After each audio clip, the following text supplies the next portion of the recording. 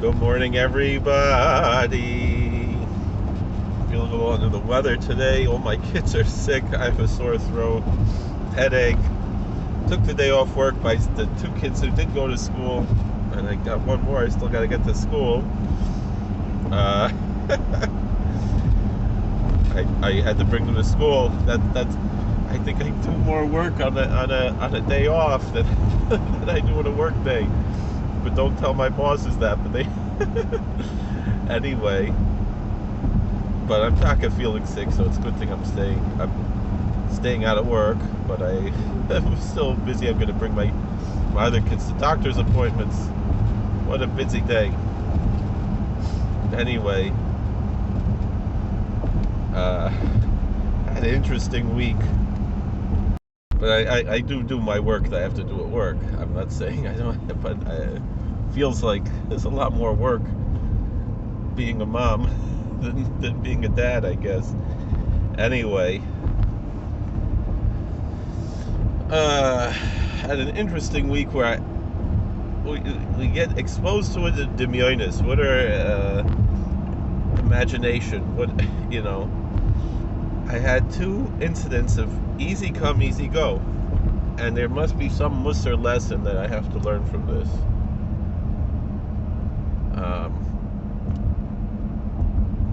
One is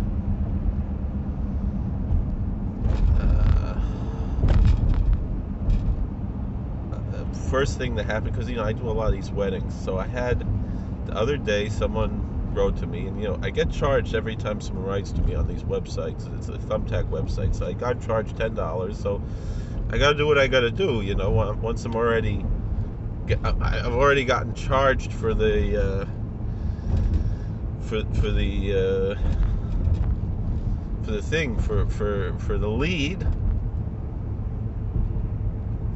I got to do the most work I can to try to get it right. So it was somewhere way up past Syracuse, Mexico, New York, near one of the Great Lakes, all the way, but it was straight due north from work. So it was about a 2.5 hour ride from work and about a little over 3 hours from home. And that was what I was faced with. I told them a price. I said usually I'd ask this price, but you need it because you're in the military, and I'll give you a military discount, $40 off, whatever. And looked like from the time when I got the lead until they hired me, it was maybe 40 minutes, and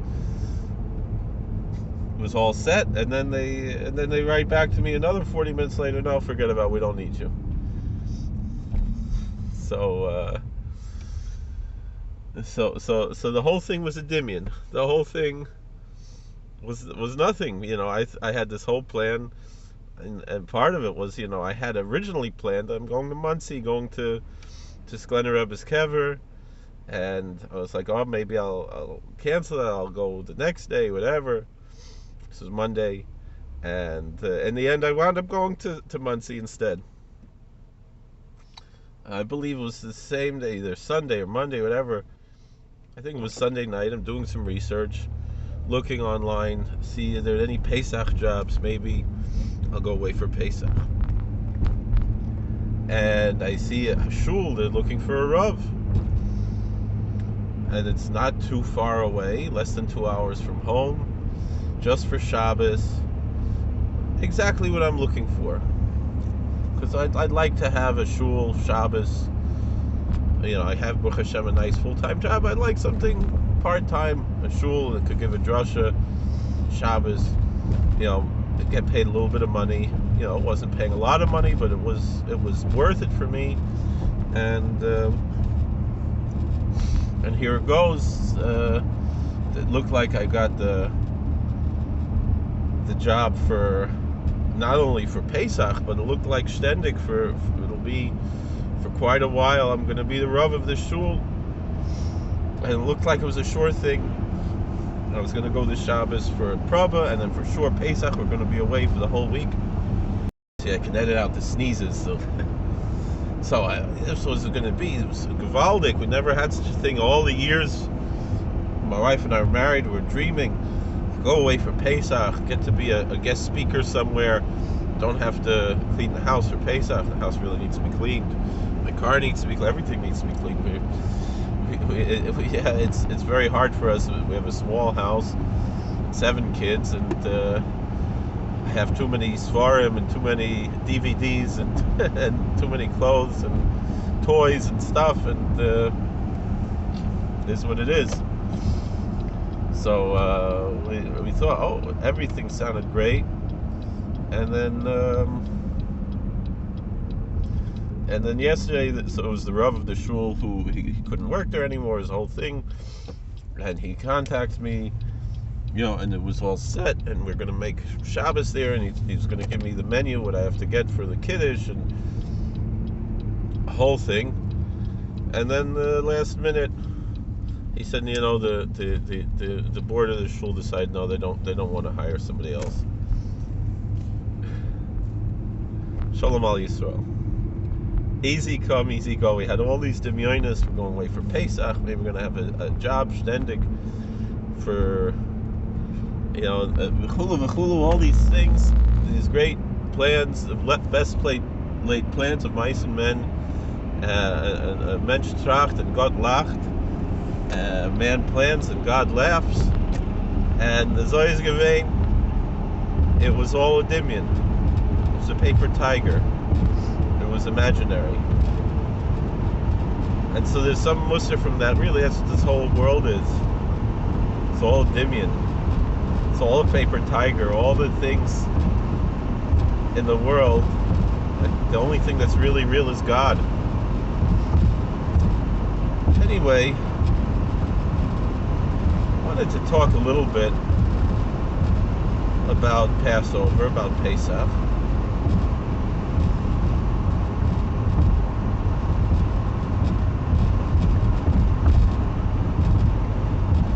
And I have one of my rebbeim, I'm not going to mention his name, but I respect very highly. I really only met him in person, I think, twice. But we communicate online very often on Facebook. Very great man. And he is, what we would say, he by his own admission, he's fanatical against the custom of the Ashkenazim not to eat kitnios on Pesach.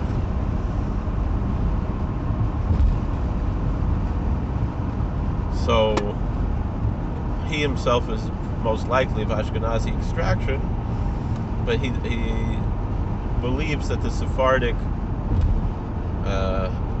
halacha, the way that the Sephardim paskin and halacha is the halacha, and I pretty much have been brainwashed by him to say that it's the Ikar Adin. I still haven't changed my hanhagos based on that as he did, but the truth of the matter is I really don't eat that much rice. I don't really like to eat beans. It's something, I eat them on Shabbos because it's a minhag, and I really don't like to. So usually I just like eat one bean, just have certain kavanas and stuff. And I talked to him about that, and he's a makubal, and a chosid, and he made fun of that too, because he's a real authentic Breslover chosid. So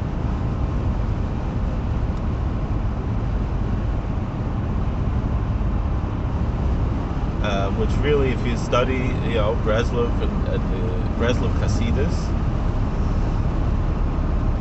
it really goes along with that idea. Not to be fanatical, not to get involved in all these chumras and all these things, and just to be normal, and just to, if you really study, I don't mean the way people live, I just mean like what Rabbi Nachman actually taught. It's totally consistent. I have some arguments about certain approaches, but again, Rabbi Nachman said you could interpret his Torahs. I'm not a Breslover Chassid, but Rabbi Nachman said you could interpret Rabbi Nachman's Torahs in any manner long as it's not violating halacha.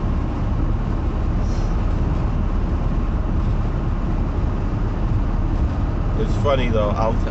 A side note: one of my friends, who like me, didn't have so much mazel as being a rav of a shul and stuff. Tried it, didn't work. He said that he said something interesting. He said that the board member telling the rav of the shul how to do his work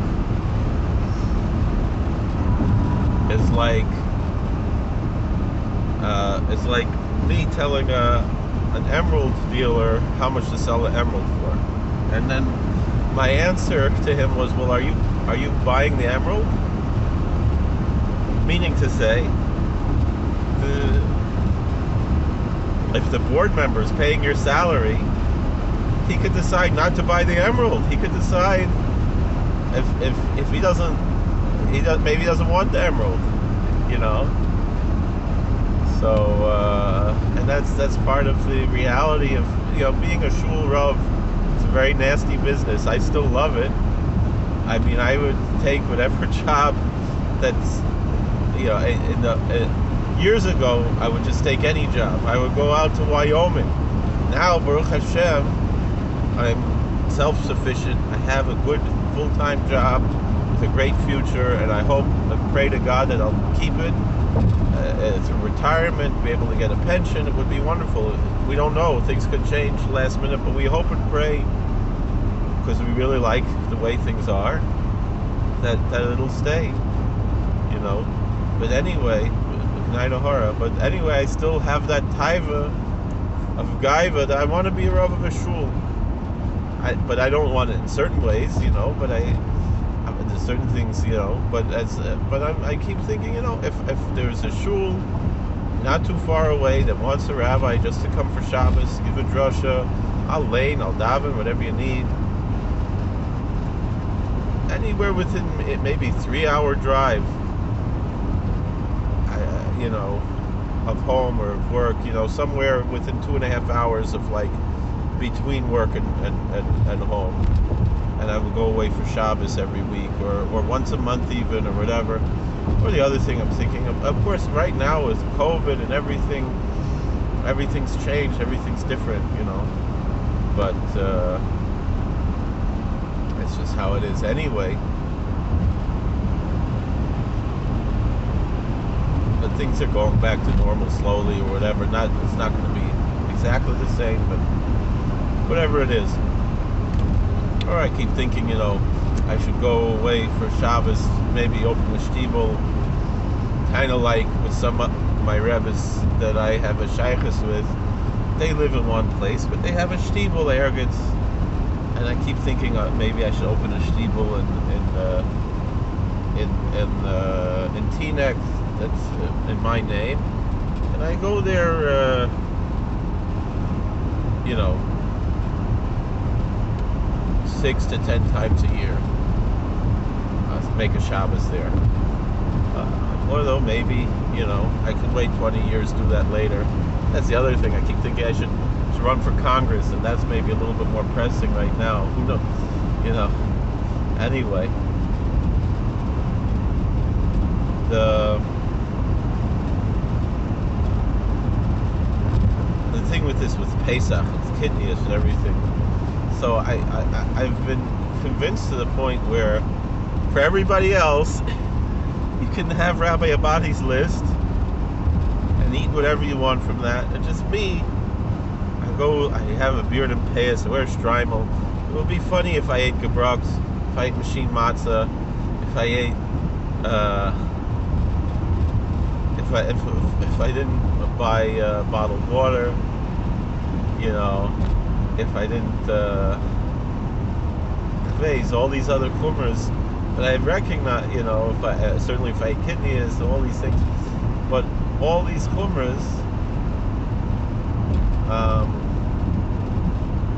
and the thing is, I like the Pesach foods that we have with the potato starch. I would eat that all year.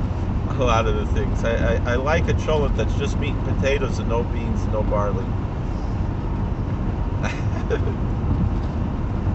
Again, if it was up to me, I'd probably also eat that all year.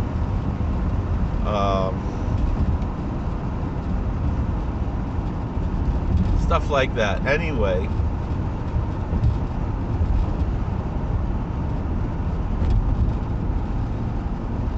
that's kind of where I'm holding, kind of like how I always heard the Muslims talk, when I'd go to college outreach and stuff, and you'd interact with Muslims sometimes, or you'd go to some interfaith meetings, and they'd always talk about the difference between religion and culture. And, just like the Shtreimel and the Bekasha is culture, it's not religion, even if we ascribe some religious significance to it in a Hasidic way. It's really not of any real significance, and it's just a significance we attach to it. It's not intrinsic. It's a social construct, really, and the same thing. These types of things, not eating kidneys, not eating gebrochts. The one thing, though, the Reb Chaim talks about the machine matzah. Still, it's not really, although the truth is, I would eat soft matzah before I would eat machine matzah, probably. And that's the one thing I keep saying. I think this year we'll get the soft matzah. And it's funny, I called one of my Sephardi friends, he called me, and I said, I keep thinking this year I'm going to get the soft matzah. And he's like, well, you got to get it from a how do you know that the hashgacha is good and all this? So,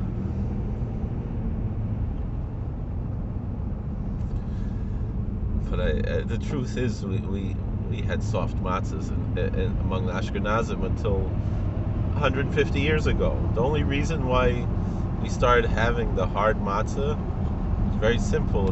It's shelf stable. It's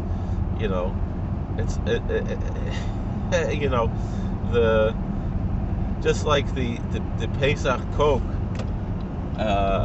was for the Coca-Cola connoisseurs who want cane sugar instead of corn syrup, right, in their Coca-Cola. And the hard matzahs for the preppers who want a shelf-stable food that can stay in their bomb shelter and not go bad.